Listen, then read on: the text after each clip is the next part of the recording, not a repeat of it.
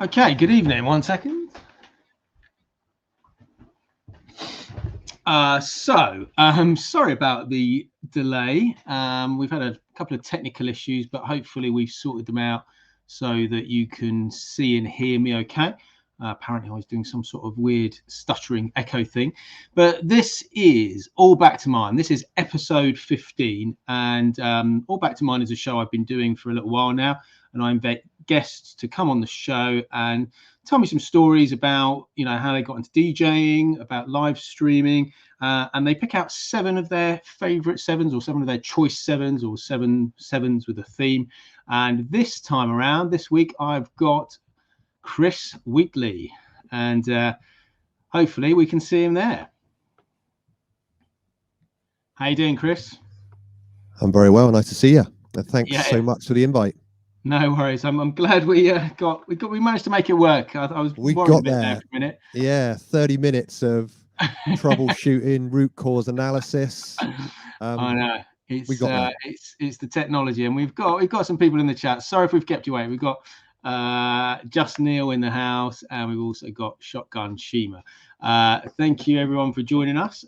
If you can host, that'll be very kind. Obviously, you can go to your channel and type in /host 45 day, or if you're on mobile, you can go to the little square button at the top of your screen and click host. So I'm just making sure I'm hosting on another channel, so that's cool. So Chris, from the top, really, when did you first get into, let's stick to DJing at this stage, and then we'll come back to record collecting later. But so DJing, when did you first get into DJing?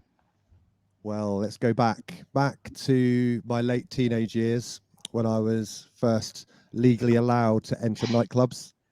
Right. It would have been watching other DJs, watching the way that they held a crowd. Got a dance floor that had no participants to a full dance floor over a period of the night.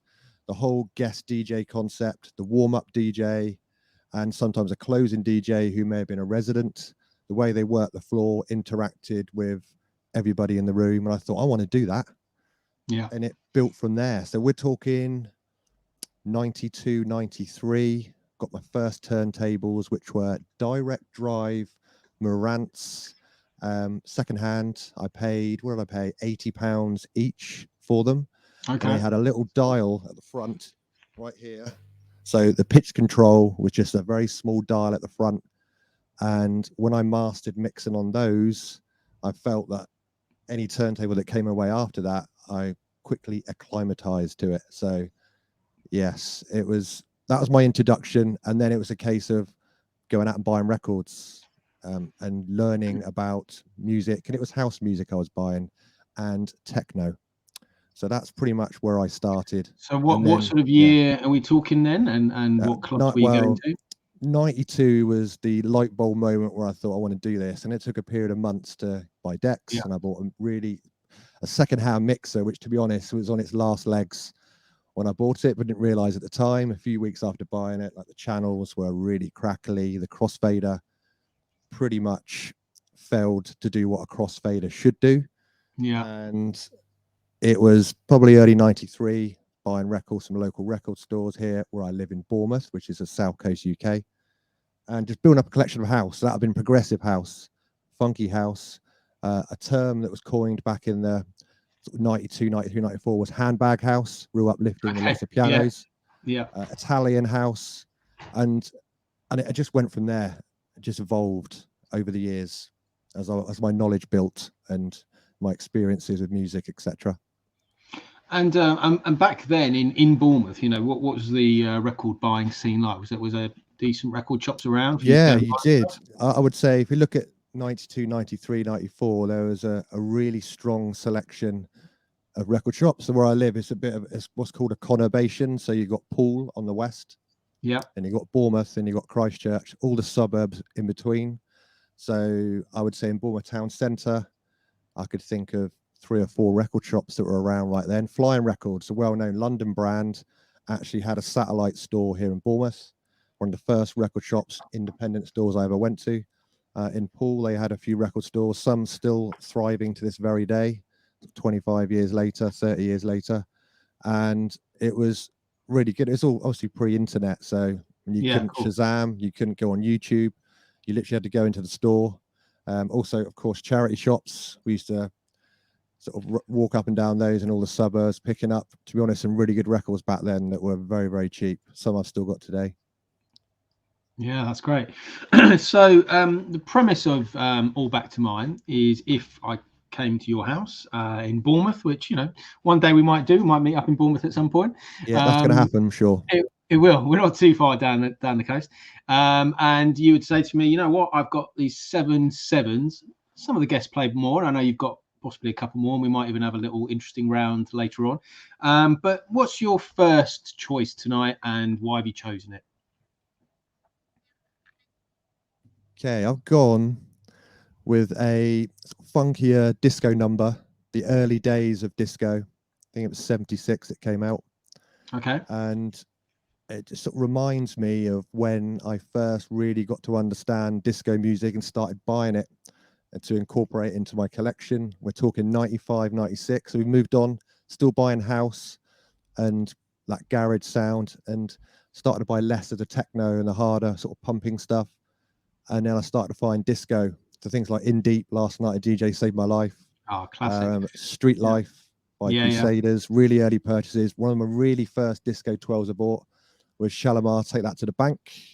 And what I started to understand was that I've got all these house records. And certainly as we started to hit the late 90s, you had that whole disco house scene where producers were going into their record collections, picking out those disco loops, putting them onto tracks.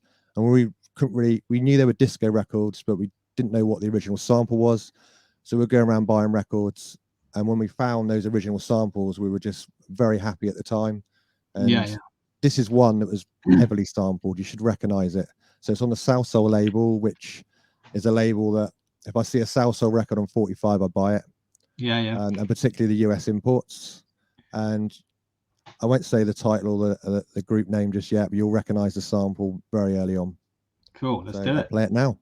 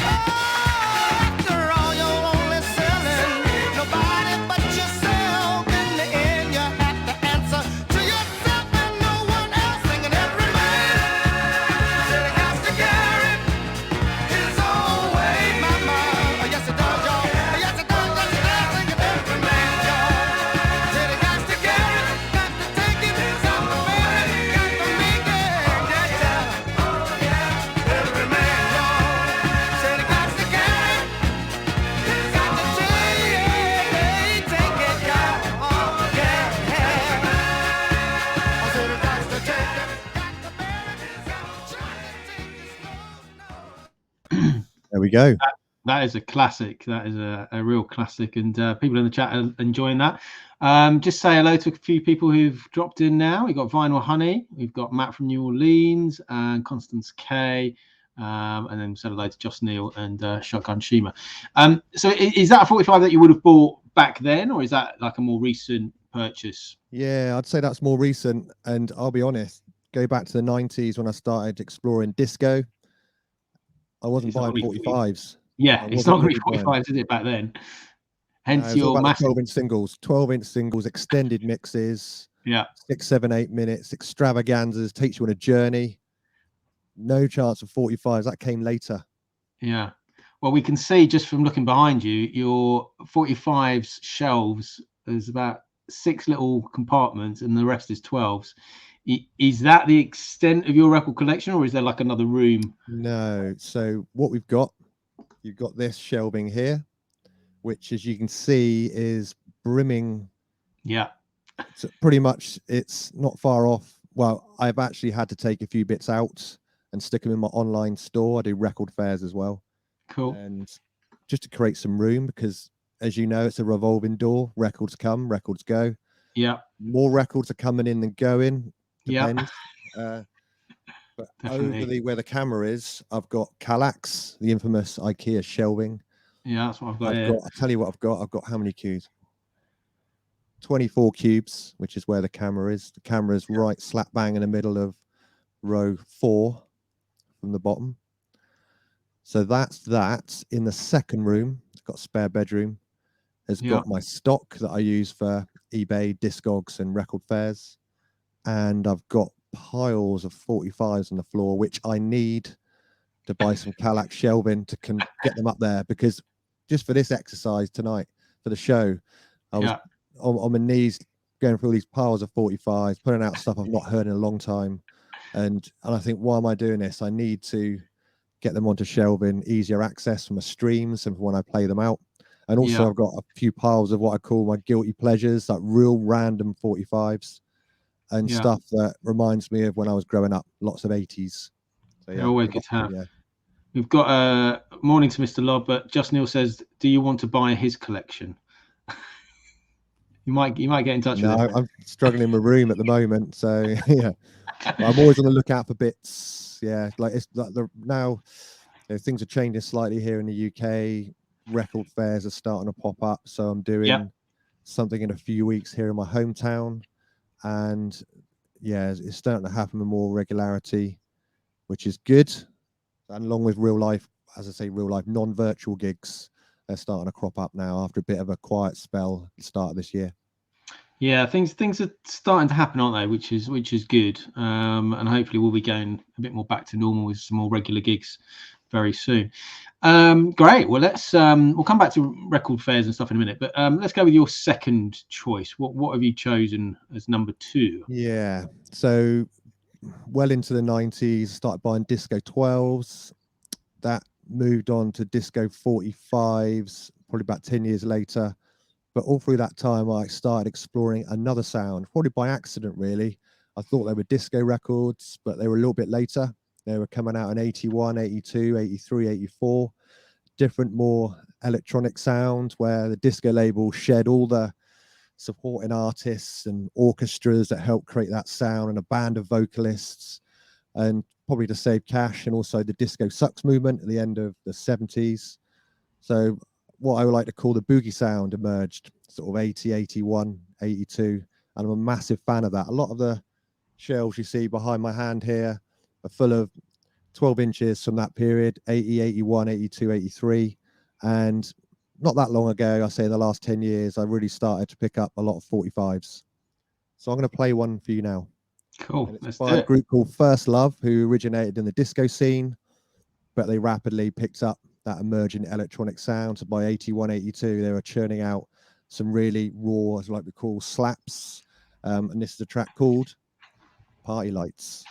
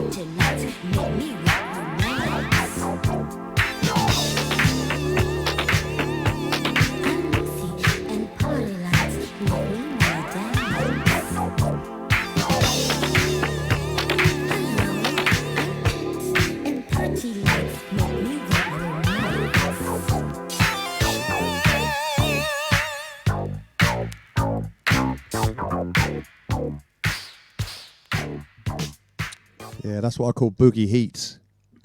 Yeah, that is another classic, and again, lots of love for that in the chat. And just say hello to a couple of people who've come in and joined us. We've got Double P, Sideshow Mall, and T2 Funk. Welcome, everyone. Great to see you all. So yeah, I mean, obviously you pointed behind you and showed that pretty much all of that section is boogie. So what is it about boogie that really gets you and that makes you collect it? I just like it, the rawness of it, the way that, as I said just now, the record companies had to change direction after disco had a bit of a bumpy ride coming out of the 70s, and they had to adapt. They looked at new technology coming through where they could accomplish quite a lot with a very small selection of people. And you had just local folks that got together, hired a studio for a weekend, put together some really raw beats, bass lines, incredibly uplifting vocals, put it out on a 45, maybe a 12, and pressed like a few hundred copies, stayed local, and some of those tracks are worth hundreds and hundreds of pounds now. But also the bigger labels got hold of it, and a lot of the bands that you knew from the 70s, like Barkays, Midnight Star, who were more late 70s, and other acts decided to hop onto this as well. And I think some great music came out of that period. I got a lot of boogie related albums, like a lot of the people in the chat I can see right now: Shotgun Shima, Vinyl Honey, Constance K, all those guys. They know this sound, and the thing is, a lot of the younger generation today are picking up on it as well. And a lot of the modern funk scene is more than a nod to those early 80s days, like Star Creatures, etc., etc. Many great labels, Avant-Garde, etc. Yeah, we've heard a lot about Star Creature from certainly from Constance K, and I know Benny Goggs is also a big fan. You mentioned obviously that some of these are worth a lot of money. You know, what would in your collection? What's the sort of most expensive boogie record that you own? Okay, according to Discogs, which is my guide for understanding how valuable my collection is, I'm going through that tedious but also enlightening process of putting all my records into the inventory functionality in Discogs to understand like how valuable it is. Has it sold lately? how many people want it. And number one of that isn't a 45, it's actually a 12-inch. Okay. It's actually a British one. A lot of the British Boogie didn't get pressed in large quantities, and some of those goes for quite a bit of cash now. So I'm always on. I love the British sound as well. The British sort of 83, 84, 85, 86, where they had their own stab at that genre and come up with some really good products. Yeah, good output from the Brits as well. Yeah, definitely. In case I missed, hello to Kelly Anderson and hello to Mr. Lob as well. Right, let's keep it rolling. So, what have you got for a third choice? Brit funk, as Constance K says, and a bit of jazz funk. So I'm going to go for completely different. I'm going to take a left turn. Let's do it. And I fell into this really late. If I said earlier, I started collecting records to DJ back in 92, 93. Yeah. I'm going to go a lot later now. I'm going to go within the last sort of 15 years. If I bought a reggae record before that, I would keep hold of a couple. The rest would go on eBay and Discogs and record fairs, and they go out the door. I do regret some of the items I would have sold and not really realised what I had. But as the years progressed, I started getting to the reggae sound, dub roots, and especially lovers rock. And I'm a massive fan of the lovers rock subgenre of reggae, but where they take a song that's well known, may have been out in the 60s, 70s, and 80s, and they recreate it with that lovers rock vibe. And that's one thing I do collect, and it's on the wall where the camera is lovers rock 12 inches, lesser degree 45s. It's just the way that I bought them. I've got more 12s.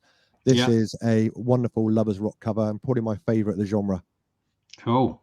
Sounds good. And a vinyl, honey. So Gwen, if you're still there, I know you like this track as well.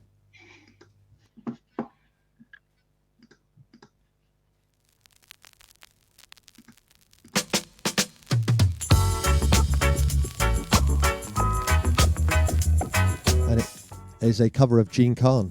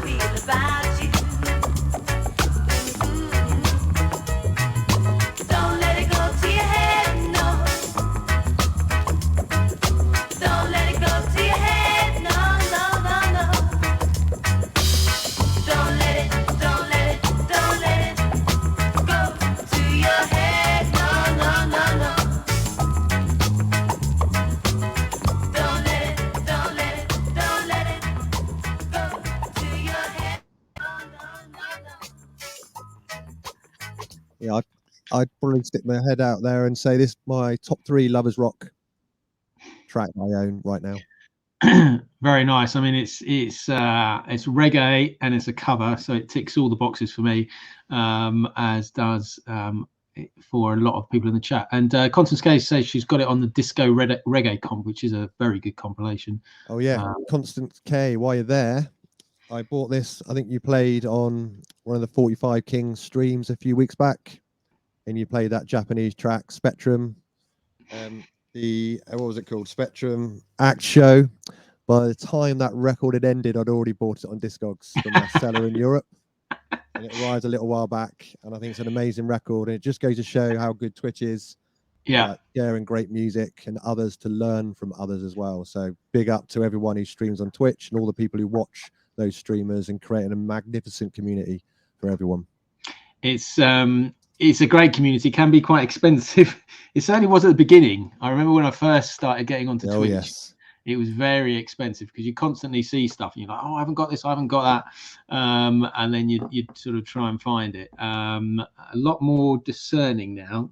Obviously, it's less money's available as well. Let's talk about Twitch now. So tell us your story in terms of how you found Twitch as a DJ, and how that started, and how you found it over the last, I'm guessing probably about 12 months to 18 months, like most of us. The journey begins. The journey began. Lots of false starts as I tried to get up and running on Facebook Live. We've all been there. I think most of us streamers followed a similar evolutionary path to myself. Yeah. Facebook Live. Lockdown happened in the UK in March. A lot of people flooded Facebook Live with live streams of varying degree of success. Clearly, none of us had any gigs out there, non-virtual, so I had to get involved. Lots of buying the wrong cables, buying webcams which were poor, but I actually stuck with one for far too long and it was terrible. I did my first Facebook Live stream, would have been around April, with a phone.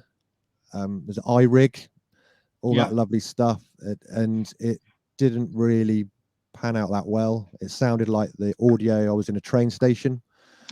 So that was I've actually got it on one of my Facebook pages so I can remind myself where I've come from and my journey. So that started that. I did a few on there, and I would not let it was waist down and a side view of my decks. My decks back then were against the wall, which is over there. Yeah. I didn't want anyone to see waist up. I would never use a mic. Literally would run a mile if there was a mic involved. Did that for a bit, got fed up of getting kicked off like everyone else did, moved to Mixcloud as that was starting to emerge as the next player. I did have an eye on Twitch at that point, but I didn't really understand it. I think a lot of people go down that road because Twitch is a lot more complicated to understand than Mixcloud initially, till you delve deeper. So I did Mixcloud Live, would have been, now we're talking, it was summer 20 until December 2020. Then I thought I need to get on Twitch, and Vinyl Honey there in the chat. Yeah. She mentioned we knew each other pre-Twitch, and she regularly mentioned to me, you need to get on Twitch. It's so much better than Mixcloud. You need to get involved. I've got a raid event. I said, what's a raid event? And that was New Year's Eve. I wasn't ready. End of January, I moved my setup to where it is today, moved it out, and had to get used to using a mic. And then I started streaming from January the 30th, 2021. And I celebrated my 1 year a couple of weeks ago. Yeah, it wasn't that long ago, was it? It was a couple of weeks ago. I think we all started there, really. I mean, I think I did similar, Facebook, and like you say, decks against the wall, camera over there, sort of doing a bit of talking. But yeah, Facebook was so frustrating, sort of kicking everyone off. And I'm glad that so far, touch wood, we have a position where we can sort of carry on with Twitch without getting booted off, and hopefully that will last. Well, hopefully that will last. We'll see what happens. I don't think at the moment in the near term it's not going away. When like restrictions got lifted in the UK and in other parts of the world, it's happening. The number of users and watchers on Twitch is still continuing. There's still momentum. Yeah. There's a lot of streamers still creating content, doing shows, and being innovative and expanding their record collections, etc. So I don't think it's going to go away unless there's something we don't know about that's on the horizon that will impact our ability to transmit on that platform. That's the only blocker I see on the horizon. And it seems to be there's more and more DJs joining, more and more people joining as well. There's more and more events, there's more and more raid events and shows and things. So it's good, and hopefully it will carry on growing. And I guess as a DJ point of view, like you say, we've only really been doing it 12 to 18 months. So it'd be interesting to see where we are in like another year's time and what's going on with that. Cool. Okay, so I think we're on number 4. So do you want to play number 4? Tell us what it is. Another slight turn in a different direction. Now we're talking 2008. 2008 now we're talking. I started to understand more about jazz music. Again, similar to reggae, if I got a jazz LP or a jazz 12, jazz funk, I tended to keep the 12s, the LPs, they went out the door. eBay, Discogs, record fairs. Yeah. Then I started to retain them and built up quite a nice jazz collection, not as big as some of the folks I know out there. I know Shotgun Shima's got an incredible jazz collection. He streams every Sunday. But then I started to buy 45s. And what I like about jazz is some of the covers. I like Blue Note 7s, Prestige, Milestone, some of the big hitting labels. And I'm going to play a track by a group called Allspice. Okay, cool. And I've got their LP, which I got the 45 beforehand, and it's called Slipped Away. It's produced by a guy called Wayne Henderson, did a lot of work with Roy Ayers and produced his own albums and others during the 70s. And this has got a fantastic vocal and an awesome intro. Right.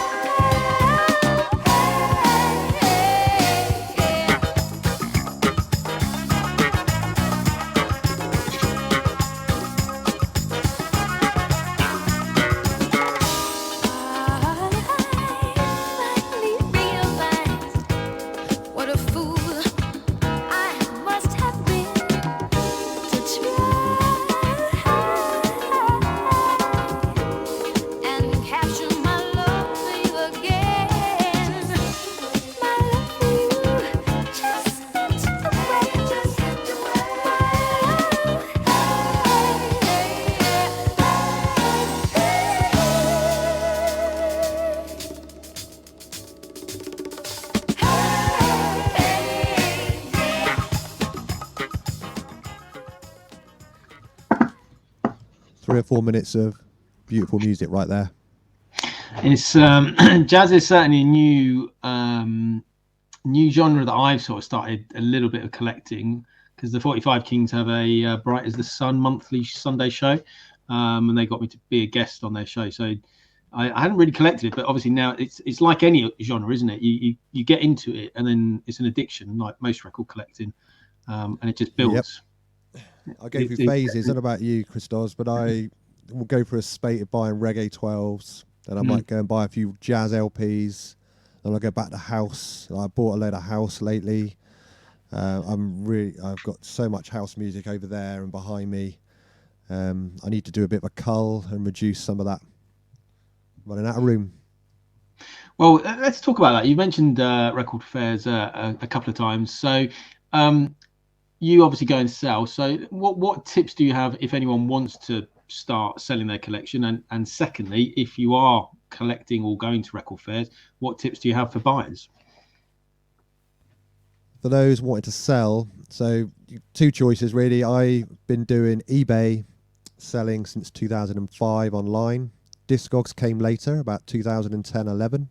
I wanted to do something different and look at a different marketplace.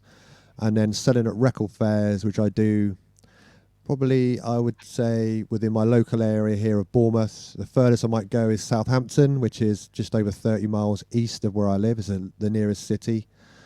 And sell there. All you got to do is work out what you want to sell first, and then get in contact with the person who runs the event. And what you do is you book a table, or if you book 2 tables, if you've got quite a lot, try and come up with a deal to try and get a bit of money off, like a percentage off.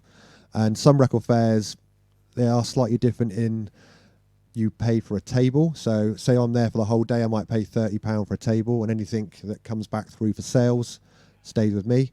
And then other events will be where I don't book a table. I have a space which will be a table, but I don't pay for it. I just give 10% of what I make back to the person who organised the event. So you just got to get out there, use Google, find out what's going on. There's lots of Facebook groups to understand what's happening. There's lots of other different ways as well. I do events here in my hometown where there'll be vintage sellers of clothes, arts and crafts, and we'll have a bit in the middle. But we also supply the music as well. So there'll be a different DJ every hour, and there'll be sellers of records as part of the event. So it's a real inclusive event. There'll be someone selling street food, someone selling beer. It'll be a brewery that's within 10 miles of where the event's happening. So there's a lot going on here in my local town.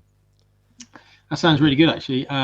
We're doing an event in King's Cross at the end of March, and I think as part of that, people who are playing and other people are going to bring some records. But I think, like you say, it's ideal, isn't it? Having sort of street food, craft beer, music, records, vintage clothes. What more could you want, really?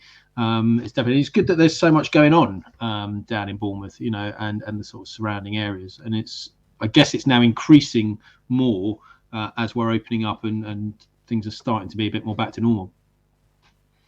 Yeah, fingers crossed that can continue throughout 2022 and beyond. Yeah, hopefully.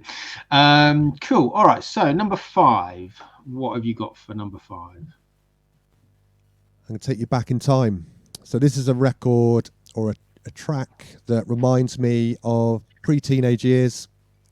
My memory of this track would be family holidays in a car, driving somewhere. France, somewhere in the UK, Devon, Cornwall, which is the south-west of England. And this track will come on the radio, or I'd hear it somewhere. And it just reminds me of those times. It's very fast tempo, very uplifting. And it's very hard to say what's my favourite record of all time. But this would be in my top 10. I'd say in my top 10. Going. Yeah. All right, put it on. It's a bit warped, so hopefully it'll play okay.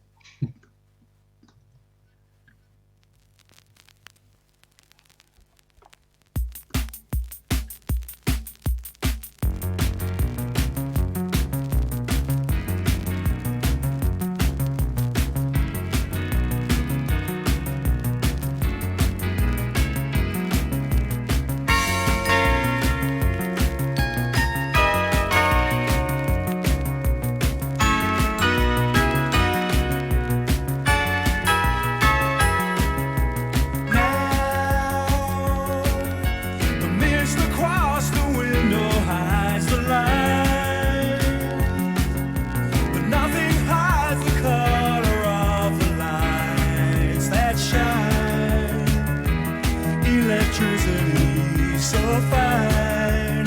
Look and dry your eyes.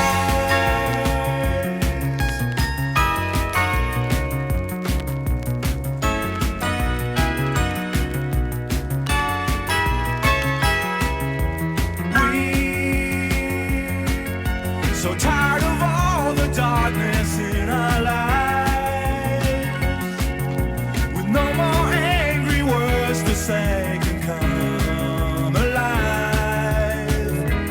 Get into a car and drive to the other side. Stepping out into the night,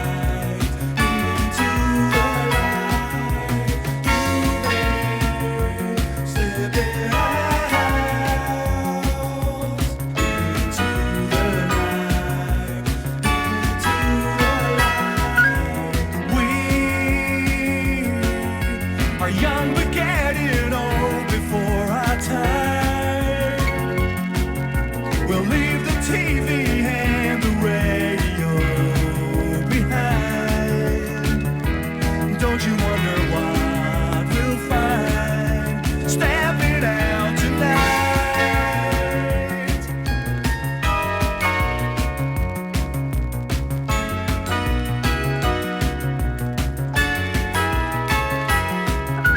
You can dress in pink and blue just like a child, and in a yellow taxi turn to me and smile. We'll be there in just a while if you follow me. Stepping out into the night,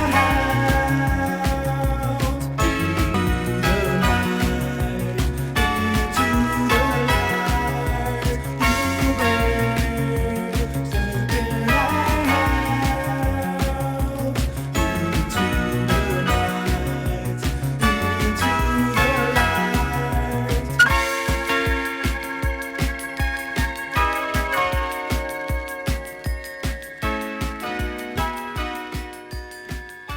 Yeah, I just showed you my copy of the LP. I need the 12. It's been in my Discogs wants list for a long time. It will just happen. I'll find it somewhere out in the field locally.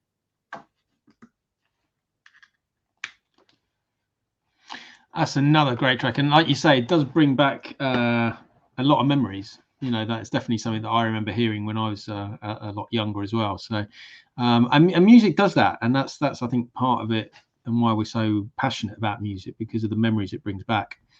Yeah, totally agreed. If I think back to my Jambra sets a little while back, I themed that hour around records that remind me of me growing up, or yeah, that sort of 80s era.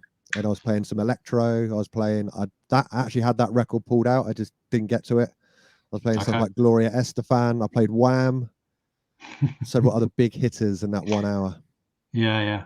Well, let's talk about those raid events. I mean, Shambra is one that you've mentioned, obviously run by Sideshow and Nat Jacko and Murray T. You are part of a Saturday Night Experience, and I think you had me on, and I had Sideshow on this week and a few other people. So and then Analog Days as well. You were part of. So tell me about those. How did those raid events come about? What are they about? In case anyone hasn't seen them, and obviously, you know, why do you enjoy raid events? So first of all, I'll talk about Saturday Night Experience. So that was conceived by Revolutions London, who's Rob Coley, a DJ from Northeast London. And he started that. He's been on Twitch probably a good year before I got involved. And he started it building out raid events under various other banners initially, sort of periodically, once a month. And the first Saturday Night Experience was February 2021, and it was him running it on his own at that point. He did one in February and March. Then there was a gap. And then in June, he enlisted the help of myself, Kedda Girl, who's a mod on Twitch, Beach United Radio, Forever Seeps, who are both streamers. Very recently, Adri Gow's joined the ranks as part of the crew to bolster it up, and it's really gained some momentum. So end of June until now, apart from a break during the festive period, it's run every single Saturday. So that's something like 31, 32 edition now. And it's an opportunity to play some soul, funk, disco, boogie, and various forms of house music. And it flows like that through the event. Starts out with those soul, funk, and disco, boogie, and then it goes into house. And sometimes we do all house events. Sometimes we do all female raid events, or we build an event round an occasion. So a couple of weeks ago was my 1 year anniversary, so I curated the whole lineup. This Saturday coming up is Forever Seeps' 1 year anniversary. Lineup to be announced very shortly, and that's another lineup curated by Forever Seeps. So we take it in turn to create, and we do themes. So in March we're going to do a disco raid. We think might be 24 hours. So it's lots of exciting things coming up. As I said, momentum is really building on it now. Yeah, and I think it's very true about most things on Twitch, isn't it? You know, you sort of start something and then it grows. I mean, it's a bit like our sort of on the 45 Kings of Coffee and Donuts show. You know, we started it as an idea of me and Rob just doing, you know, a Saturday morning show, and then it sort of rolled into Fat Wags and then guests, and obviously we're now, I think we're almost up to show 70, and that again, apart from a couple of festive weeks, you know, we've done it pretty much every Saturday morning, and it's amazing. Just big shout out to Waxworks, who's raided us in. Welcome raiders, welcome 45 Finch, welcome everyone who's been part of that. I think it's their first show. They've effectively started a new event today, which is cool, which is 12-inch Tuesdays. That was 45 Finch, Ouija and Waxworks. So it's great to see you all in the chat. We are on track number 6 of 7 from Chris Wheatley. So yeah, what have you got for number 6? Another 45 type of music genre, call it that. Okay. I like to collect is TV movie themes or TV show themes, both. Great. Yes. So this one I actually played in a recent raid event. I believe it was, I've already forgotten which one it was. I think it was Jambra. I think it was, in fact. I played it near the end, took a few people by surprise. This is a European import. The good thing about European imports are they are picture sleeves. Yeah. I'll show you the picture sleeve once we get the record up and running. I think all of you will recognize the theme tune when you hear it.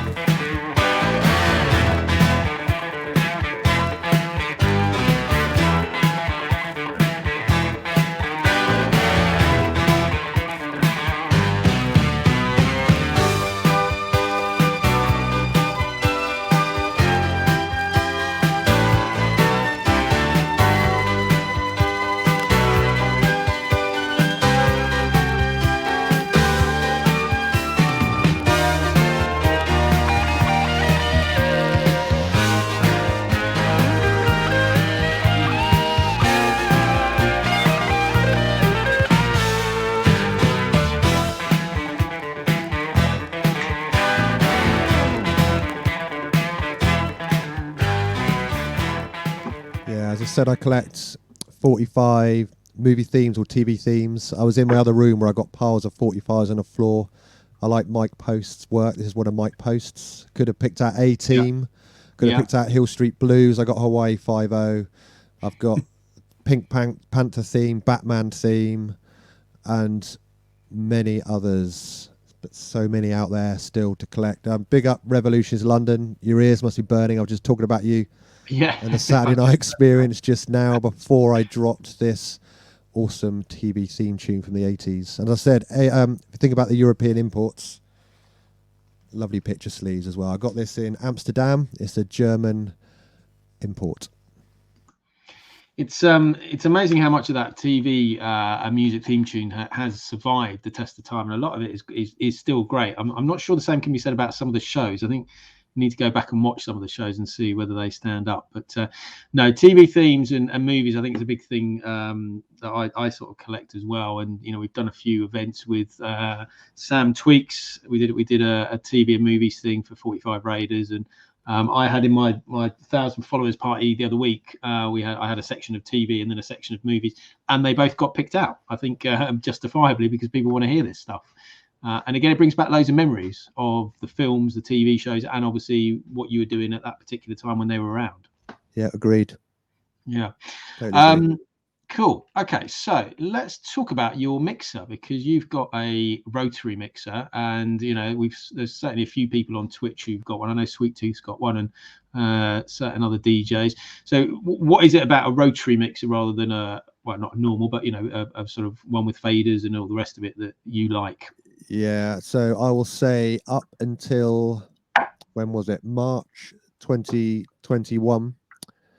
It was before that, March 2020, soon as lockdown just occurred. Within a month of lockdown happening in the UK, I decided, because a number of my friends locally and in London had rotary mixers, and I thought I want to give it a whirl. My other mixer was a Newmark that I had from 2004 up until 2020. It was conventional 2-channel, had a really good effects unit, sold it. Someone on Gumtree bought it off me eventually, and it never had any problems with it, but I just like the look and feel of a rotary. And as I said, I'm into playing boogie and disco, and that goes really well with the ability to blend tracks in with the bass down and doing some quick knob twiddling, call it that, just to bring the next song in and fade the other one out. So I went with, just to dip my toes in the water, I went with a budget rotary mixer. It cost me about £300 from a seller in Germany, and it was the Omnitronic TRM 202 Mark III, 2-channel, isolators, high, middle and low along the top, and it does the job for my home setup. I've actually played this, a good friend of mine, a guy called Michael Davis, who runs all the bookings up at Spiritland in London. He actually was the one who put me onto this. He had a copy, one of his own. We did a night at the Horse and Groom, which is a really cool pub in Shoreditch, which would have been pre-pandemic 2019, and he installed that in his own mixer and had so much fun with it. I thought, I'm going to splash the cash in the new year and buy one, and here it is. It's still doing the job. I know Revolutions London there, he's got a Master Sounds Radius, can't remember which one, and I know Sweet Tooth, you mentioned, he's got a Condenser, which is both really good mixers, and there's so many great ones out there. The Rain, Vinyl Honey, which is still there, just bought a Rain mixer, which looks incredible, great warm sound. This sound is better than my last one, but I know I need to get a better one at some point, but this does a job for now. And just, I don't think I've used one, and I think a couple of other people have said they've never used it. So obviously there's no crossfader as such. It's literally, you've got the two rotary knobs, and that's the level of each track that's coming in. And obviously it's more of a blended mix rather than a hip hop cutting or scratching or anything like that. Yeah. That's generally how it works. Two mixes, and then obviously you're just leveling them out by turning the rotary knobs. Exactly right. So what I would do, I have the track that's playing, I got 1 to 10 on my rotary, a volume control, I'll have it probably 5 or 6. I'll have the bass at 5 or 6 as well, sort of 12 o'clock, 1 o'clock. On the next track, I'll have the bass a lot lower as I'm blending it in, and obviously the volume off. And as I'm bringing it up with the other hand, If it's boogie or disco, you're trying to keep it in time, so you're multitasking, you're keeping the tempo going with the record there, and you're also turning the bass up on the track that's coming in, and you're tweaking the bass down and the volume down on the track that's going out. And then as you're bringing the other one in, you bring the other one down, and then it should be fairly fluid if you can keep the beats in time. As you know, time I got to 81, you started to have drum machines, bit more in time, but there are tracks I've got from 83, 84, the way they were spliced together. I can think of a couple of tracks right now where during the break, 2/3 of the way through, slightly out of time, and you've got to factor that in as well. That's your get out, really, to get the next track on. But yeah, it's a different style. I can't scratch with these things. Cutting's a lot harder, so I've had to let that go. I was starting to get somewhere with that technique pre-pandemic, but I've had this ever since March 20, so yeah.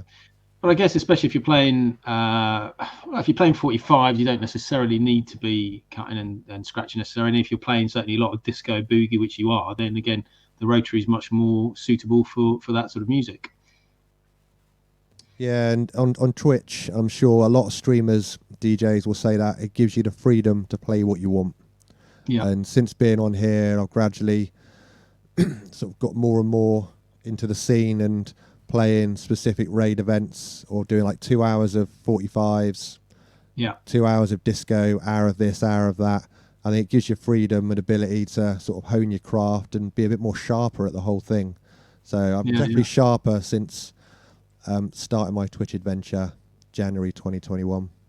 Yeah, I think most people are as well, aren't they? Because I think obviously you're there, and you're online quite a lot. I think most people are streaming regularly these days, and obviously it's playing. Cool. Okay. Waxworks has had a few. He says he's had about 25 to 30 different rotary mixes. I know he's got a lot of different styles that he uses, so that's cool. Okay, let's move on to number 7. Your choice, number 7. Number 7, I'm going to put this out to the audience. You can see behind me there are 6 different segments where I've got my 45s, where they reside in the racks. Well, let me do a poll. Are we doing 1 to 6? Great idea. Interaction with Twitch right there. We started 1 to 6, 1 to 6, 1 to 6. The poll winner, or the number, I will randomly select a record from that and play it. Could be anything. 1, 2, 3, 4, 5. Oh, yeah, sideshow more, a bit like play your cards right. It's only giving us 5 actually. Okay, if you want number 6, then you have to put it in the chat, and then we'll add up how many 6s. But it's only giving us 5. Criztoz can do a manual count. You are the adjudicator. We'll do a manual count for a 6, but obviously the poll's up.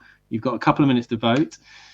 You've got to vote for number 3. It's like the and I won't be voting. I will not sway the vote. I'm staying out of this one.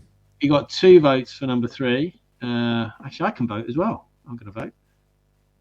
Okay, 3 votes for number 3. 1 vote for 5. Heads up to the audience. So different compartments are different genres. There's two of the compartments are disco and boogie. I'm not going to say which one. There's one with reggae, one with Latin, one with random 80s stuff, soul, funk. Let's have the random. What else we got? Yeah, a few other little random bits. Disco edits, like that modern funk sound. We are. Oh, Mr. Lobb's asking if there's a heavy metal section. I don't know if you've got a heavy metal section in there. If I get any heavy metal records, 9 times out of 10, they're on my eBay and Discogs or Record Fair selections. What have I got? I got some Supertramp. I got Boston, More Than a Feeling somewhere. In room 2, I've actually got some AC/DC, Jimi Hendrix, and some rocky stuff, but none of it's made it into the main room. Yeah. And Waxworks is saying 2 from the top, 1 from the middle, please, Carol. So I think it might have a little bit left, but I think the poll's still going. I think it was 2 minutes or 3 minutes. But it looks like number 3 is winning at the moment. So unless any of the others suddenly have a mass vote, it's going to be number 3. So you might want to start looking through your rack number 3. I'll wait to the final score. And what I'll do, I'll go from left to right without looking, stop, pull a record out. Exactly. And it could be a record that doesn't mean much to me, but it's just a bit of fun. Cut Class says 4, so that would give 2 votes. And I think we had Kelly Anderson with number 2. That would still only give 2 votes. So number 3. So rack 3, please, Chris. So yeah, racks 2 and 3, the Disco Boogie selections. So yeah. Here we go. So I'm going to go for 3. I'm going to randomly pick a record and see what we get. Cool.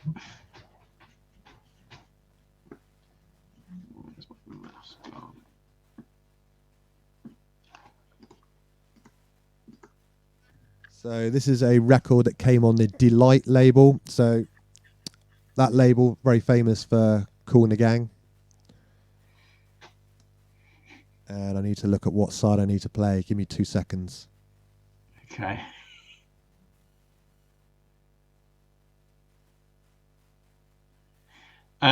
Just while Chris is sorting that out, the show will be able to be rewatched back on YouTube and also on the Mixcloud channel.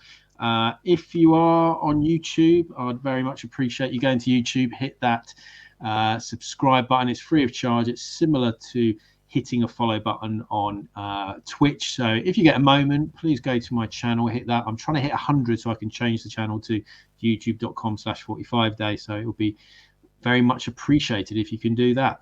And next week is not going to be all back to mine. It is part of my journey, and my very special guest next week is Sam Tweaks. So stay tuned, hopefully next Tuesday, and we can hopefully see you for that.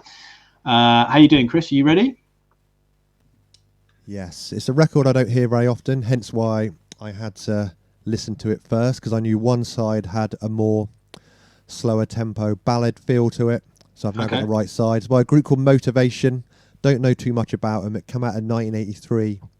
And the track's called Stop with 2 exclamation marks after the word stop. Take that back. 3 exclamation marks on the Delight label. Yeah. Brilliant. Let's do it. Let's see what it's like. Get on down.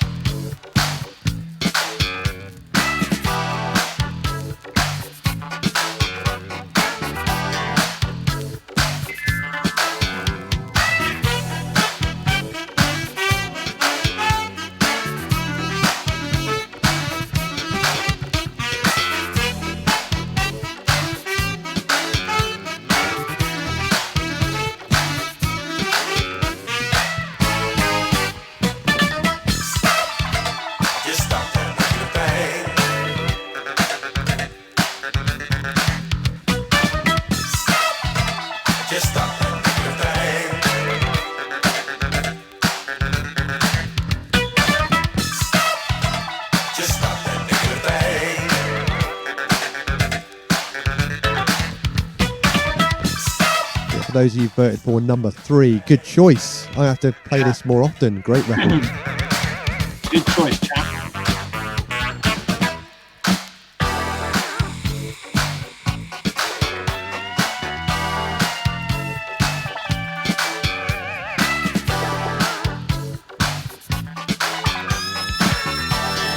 Thank you, Matt, for your Wherever lead. you at, I want you to do this here. Stop what you're doing. Said take a look around. Do you see? Dancing. Everybody's dancing. People, let's boogie down. I boogie down, y'all. We're having a party. Well. Yeah, I actually remember where I bought this. It was in a record store in the seaside resort called Weymouth. It's about 30 miles southwest of where I live. I bought this and a load of modern soul in one batch. I've never ever seen it anywhere else. It's obviously on Discogs. Don't think it's that expensive, maybe 15 to 25 pounds.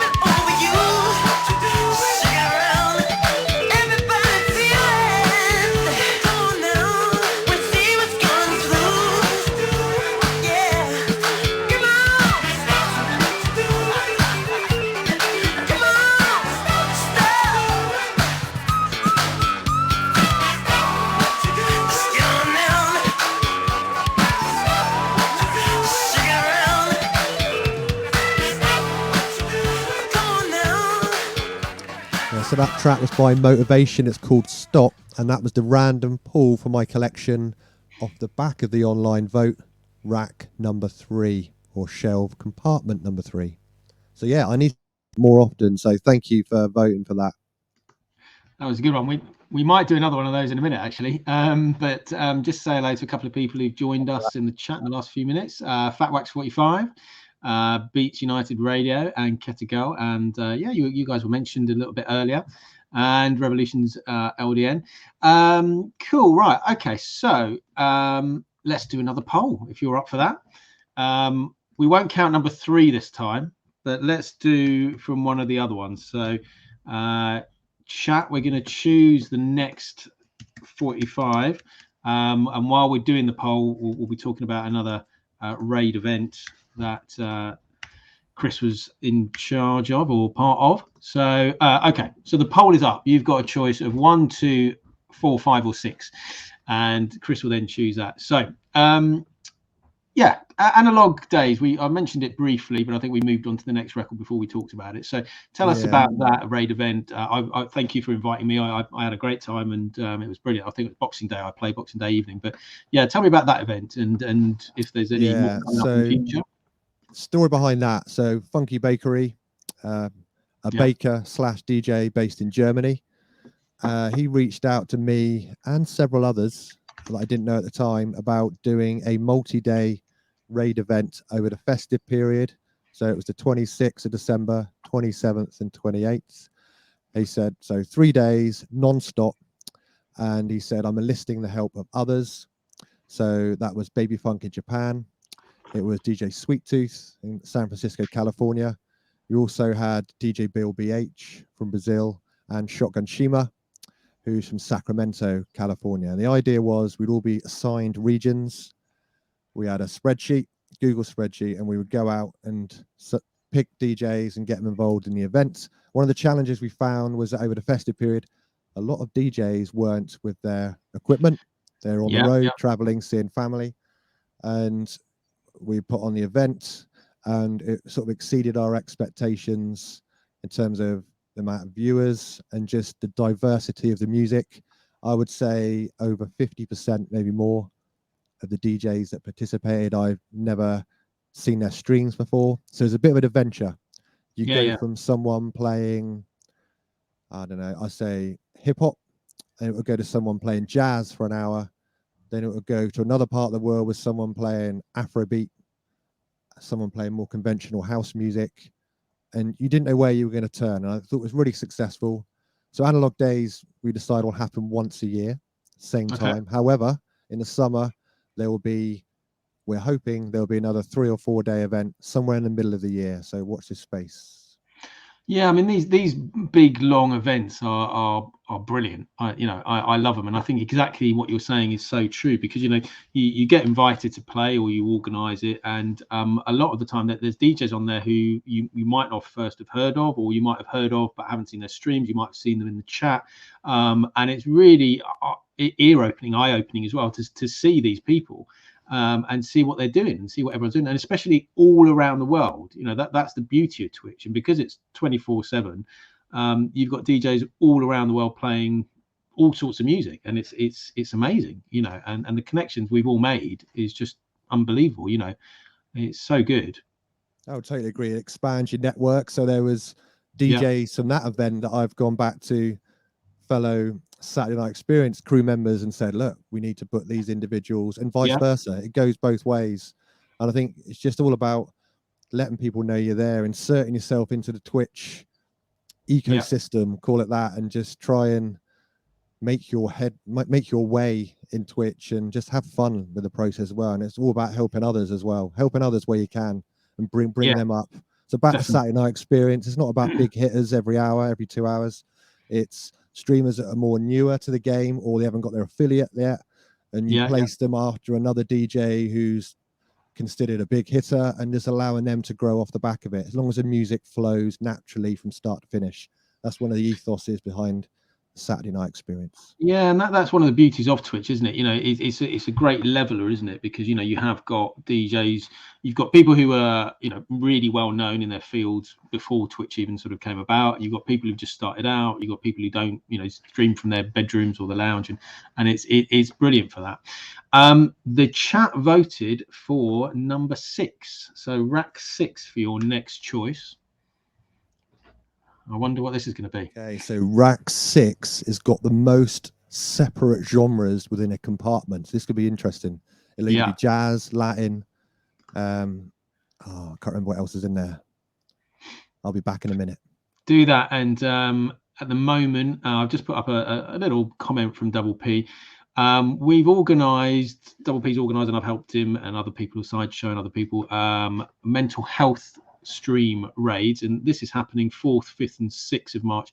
I think this is probably the 3rd one we've done, and it sort of flowed off the back of my other talk show, which is part of my journey, where I discuss sort of issues of mental health, anxiety, depression, stroke, emotional, domestic abuse, all sorts of things like that.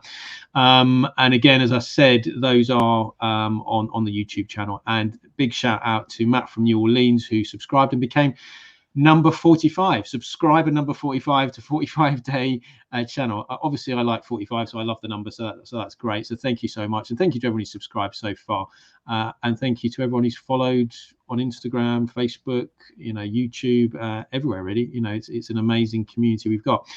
But yeah, have you got the right side, Chris? The one you want to play? Yeah, I needed to check. It's another record I don't hear that often. It's a jazz, Latin jazz instrumental on the Atlantic label, US import. And it's by Mongo Santa Maria, very famous Latin jazz instrumentalist.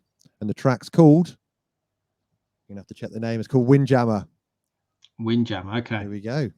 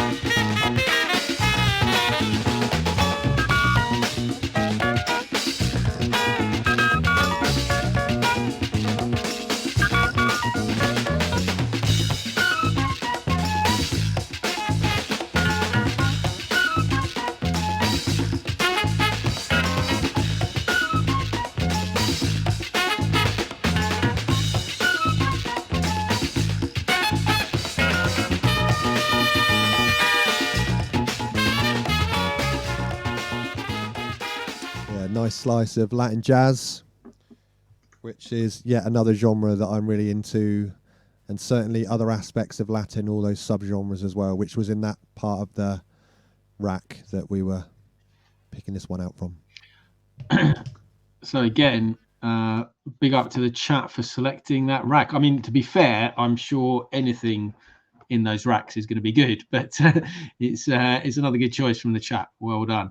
Okay, let's throw it back to you then. So let's do one that you choose out. I think so. We've had 6 that you chose out. We've had 2 for randoms from the racks. So what's this one that you've chosen, and why have you chosen it?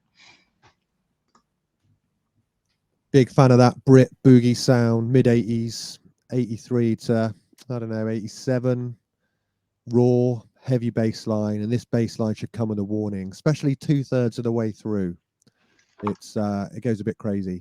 So I really want the 12-inch of this. That now goes for, I've seen it go for over £200. Wow.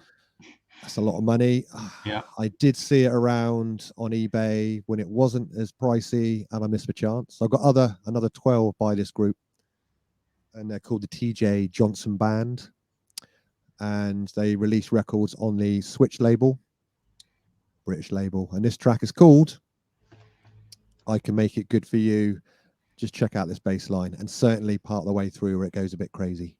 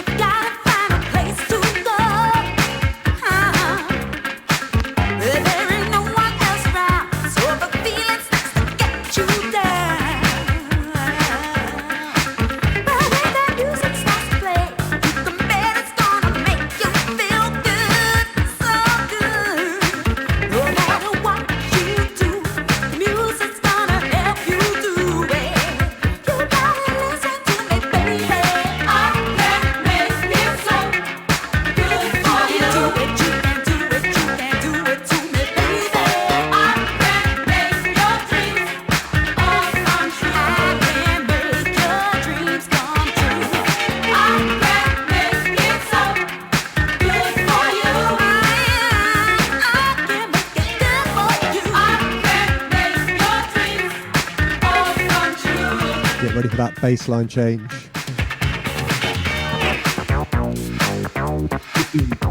Yeah.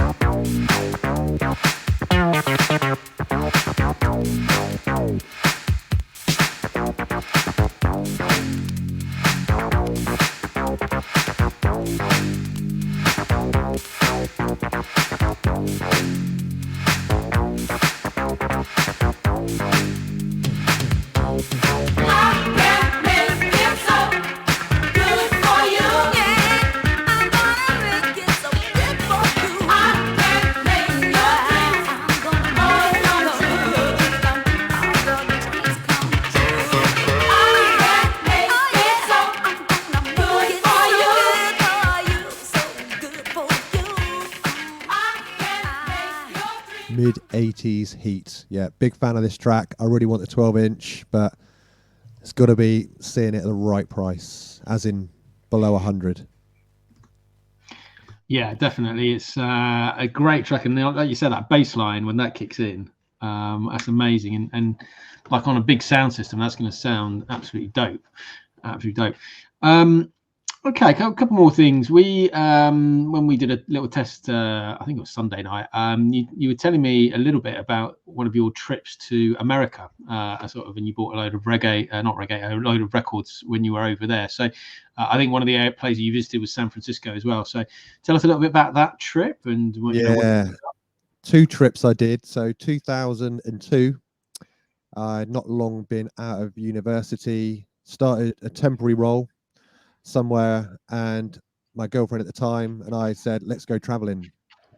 Yeah. So we did. So I'll give you a whistle stop of the cities we went to. We started in August, took about 3 months, went to Toronto, Montreal, Ottawa, Quebec. Then we got the train all the way over to Halifax, then back through St. John down to Boston.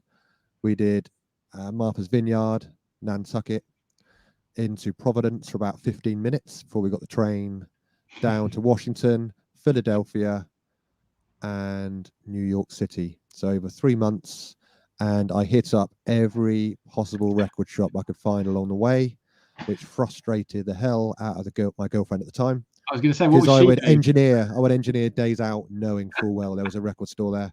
We've all done it, those male DJs. What happened was I just kept buying records and good prices as well. Outside of New York, you came across heat. I think the best city I went to at that point was Montreal, blown away with the amount of record stores at the right price. So I sent back, would have been 3 big boxes that took 6 weeks to get back to the UK, cheapest form of mail I could possibly find. By the time I got home, they were all waiting for me at my parents' house. Brilliant. And I had a lot of fun going through all those records, and also records I thought were great at the time. When I got them home, I was like, ooh. And yeah, so I've got rid of most of those now. But I bought some records that I cherished ever since. They're up there. I play them regularly. And yeah, it was a really good experience. A year later, I did a road trip with 3 friends where we did San Francisco, LA, Santa Barbara, Palm Springs, Lake Havasu, Grand Canyon, Las Vegas, Yosemite, and I hit up San Francisco. Was amazing for record shops in 2003. Yeah. Hope it still is now, but I bought a load of heat there as well. Yeah, we got bus crates in the house, and he's saying Montreal is one of the. Yeah, totally agree. Favorite city he's been to so far. Yeah, I was buying heat for $10. I still got records here. Like I bought loads on TK Disco. There seemed to be loads there. Like I still got them with like the price tags on there. Just brings back memories every time I pull them out. Yeah, bought so many Canadian pressings as well on the big labels. And I guess back then, like you say, it was possible to go and buy so many records and ship them back. I mean, obviously, we talk a lot on the 45 Kings group and in Twitch about postage costs just going through the roof currently. So I think that probably wouldn't be quite so realistic to do now, unfortunately. Oh, you're so right. I can remember where was I? I remember Ottawa, the second city I went to. I'd bought that much vinyl. I had to post some back there. The next one was Quebec. Yeah. And it was a big box, probably that big, and it was under $100. It might have been around 48 to 50 at the slowest mail option, which was 6 weeks. I don't know how it got back to England. It must have been on a ship rather than plane, but it was there when I got home 3 months later. So yeah, I could talk all day about. I know me and Bus Crates have had these conversations about the price of. If I want to buy a record from the US now, sometimes the postage is more than the record I'm buying. And what I've done in the last few years, I bought 5 or 6 jazz LPs. You know, they're quite heavy on their own with the covers and all the inserts. And you're paying like $70, $80 just to mail it back to England. It's crazy. I know. And then obviously, being hit with sort of customs charges and VAT and whatever else at the moment, it's just making it very difficult to buy, certainly outside the UK these days.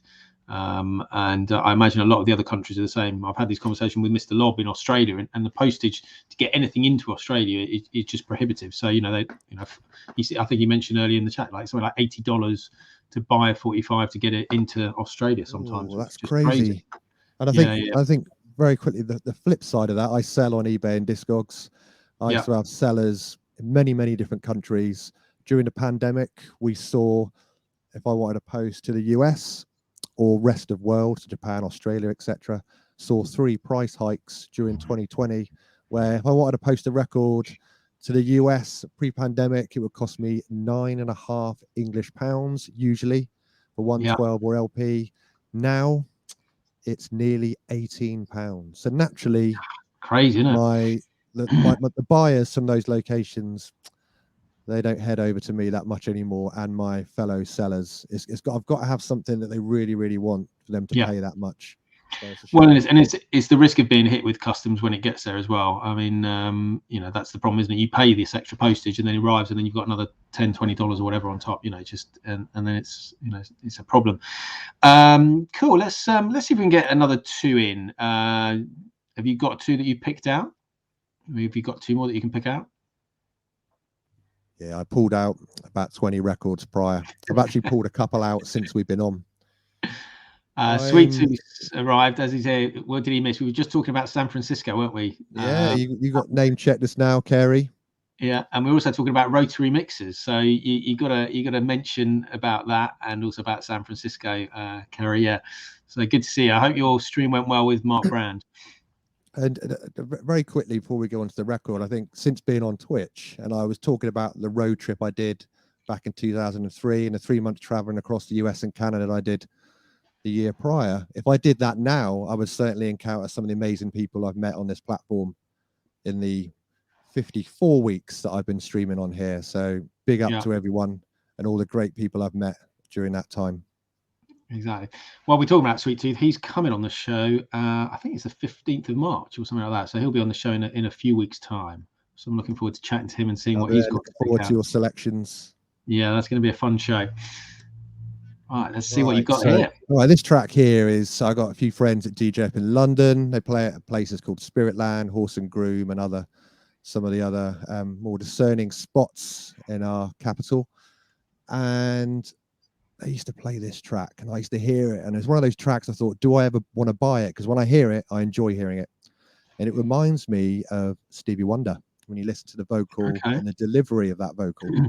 So I'll play it now, and it's by a guy called Danny Hunt.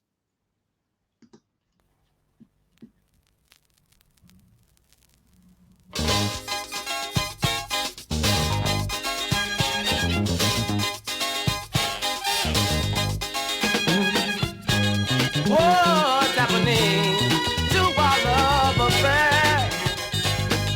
Just tell me, baby, what's happening to our love affair? Hey, mama, I know your father digs me, and your mama too. Oh, yes, you do, honey. I'm gonna let you do what you wanna do. Hey, sugar, 'cause all your so-called friends told you a lie about my past. Yes, they did, honey. They said things like our love would last. That's why I'm asking you, baby, what's happening to our love affair? You got to tell me, baby, what's happening to our love affair?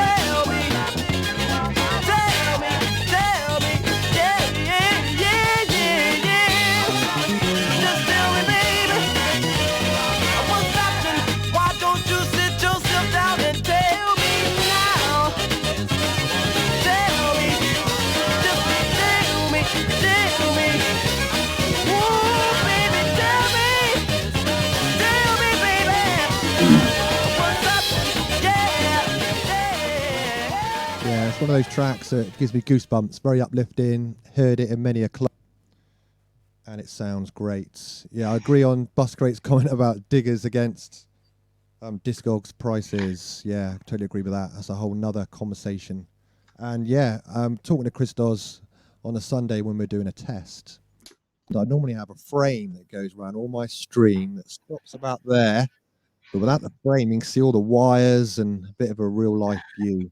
I had to put that a little bit of the dust pre this event.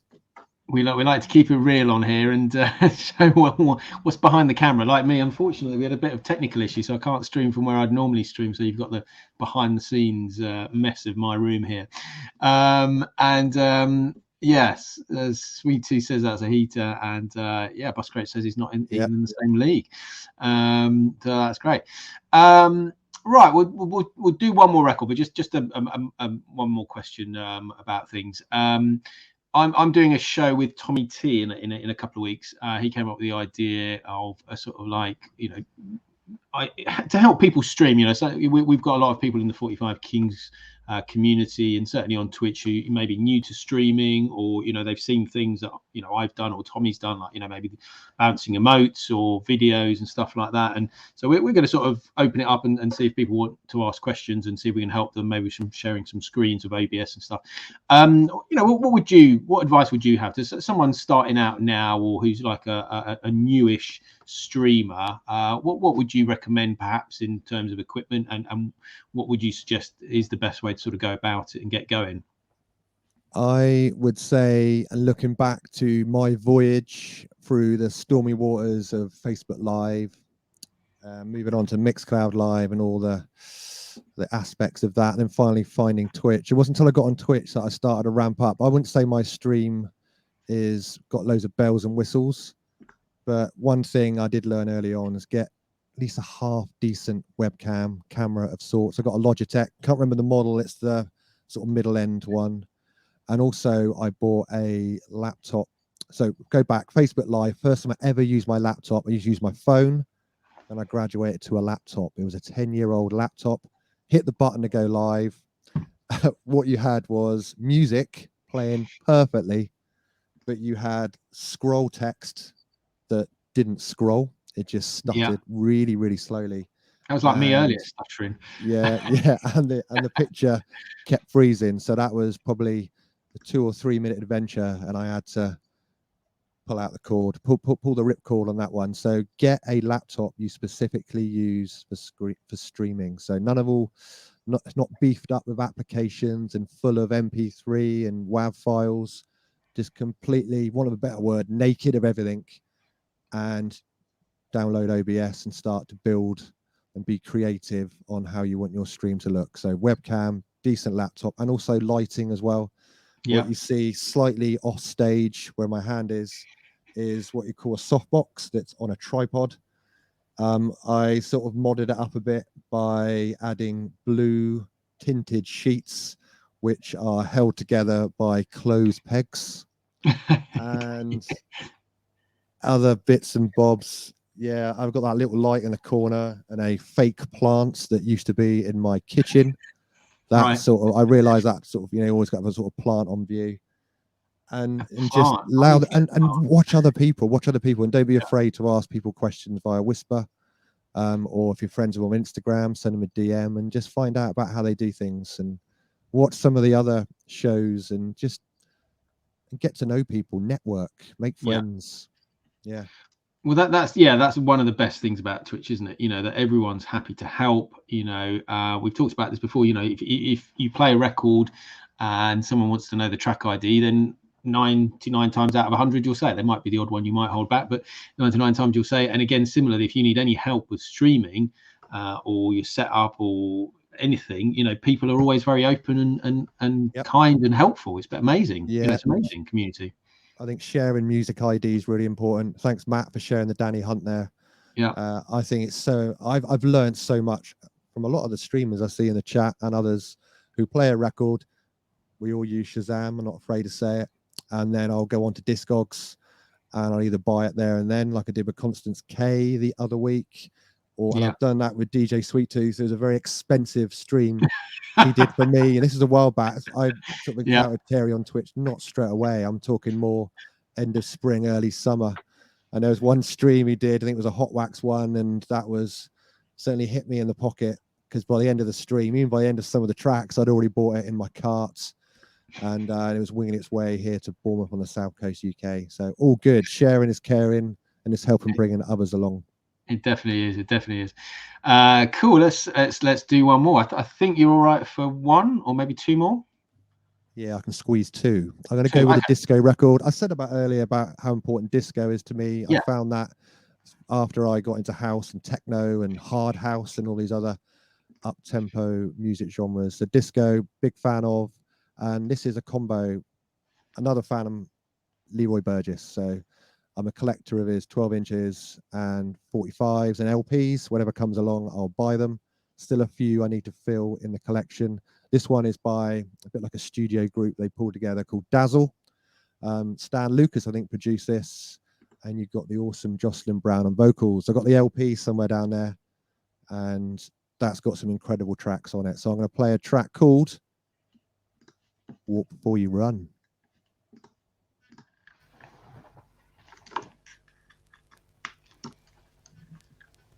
It's super uplifting.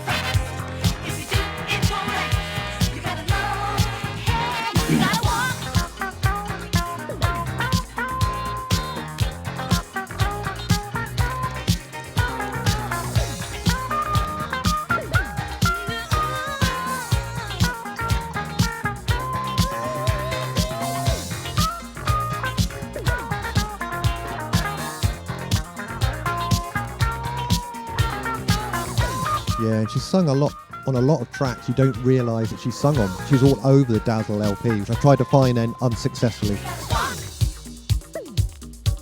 Yeah, off that LP there's a track called All, A-L-L, and that's amazing. This is pretty good as well.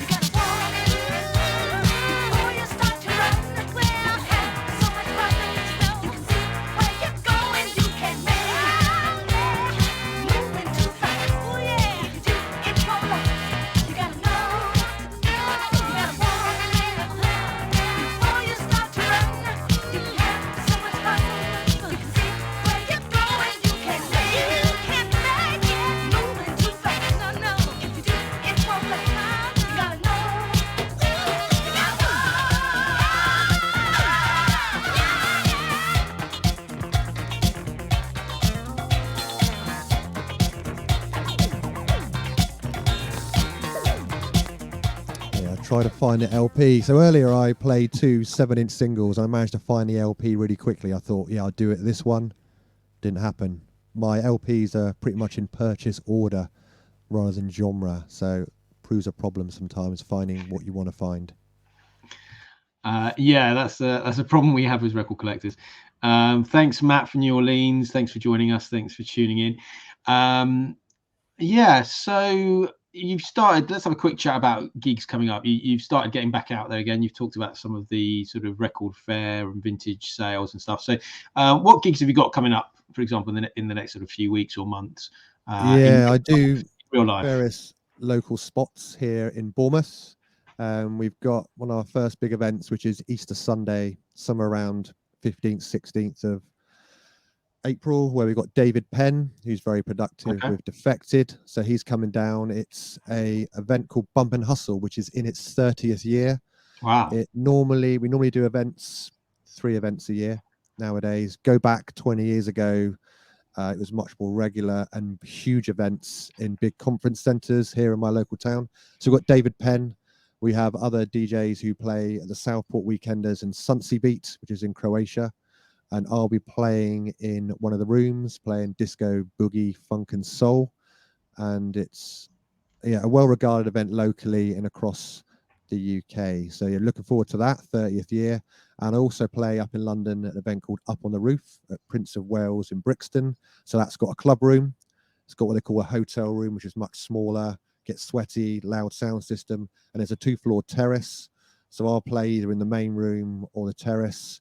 And I normally play there 3, maybe 4 times a year.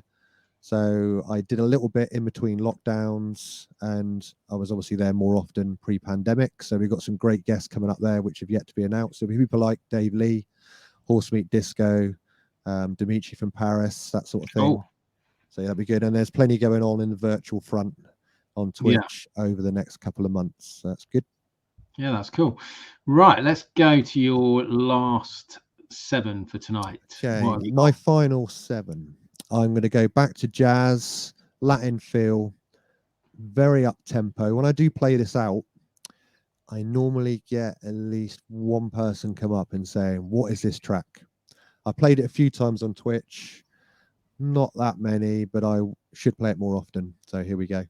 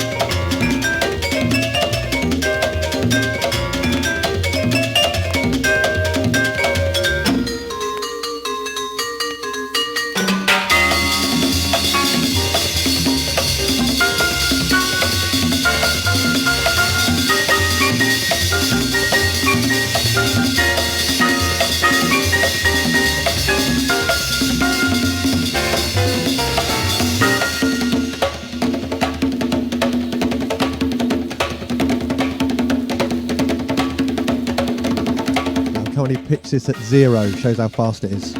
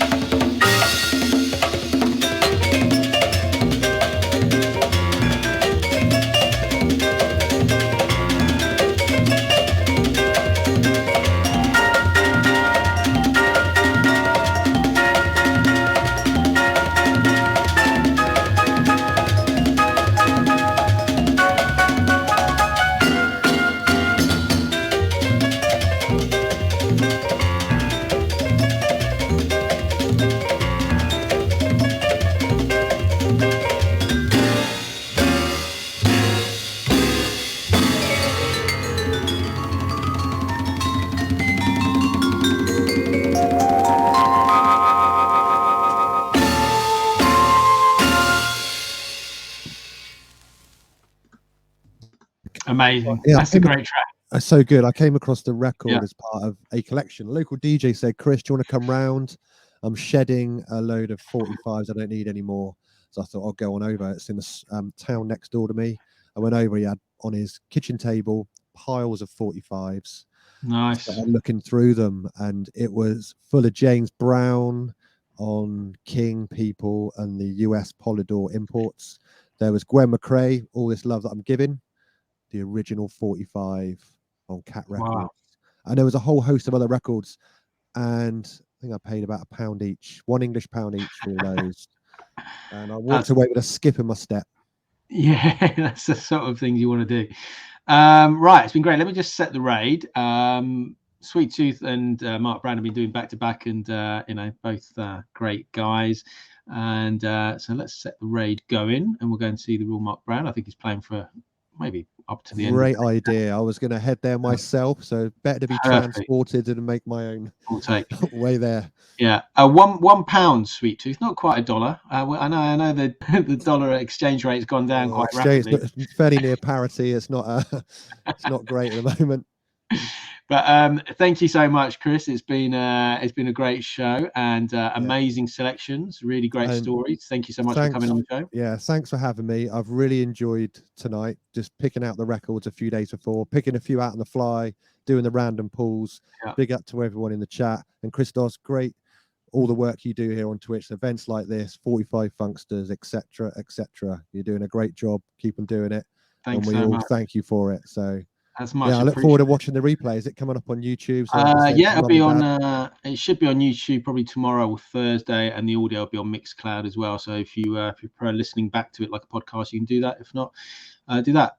So All Back to Mine is taking a break next week because we're going back to part of my journey, and we've got Sam Tweaks is coming on. So I'm really looking forward to that. And if anyone's in the Swindon area on Friday, come down to Matt Baylor's Coffee and Vinyl, because I'm playing down there with Sam Tweaks, Tommy T, Matt Baylor, DJ Fade, and a load of other people. So that's going to be a fun weekend. And I think we might be streaming it. I'm not sure yet. We might be streaming it on Friday night. So that might be there. I think the raid is gone. So all good. Thank you so much for having me again. Thank you very much. Let me just end the broadcast.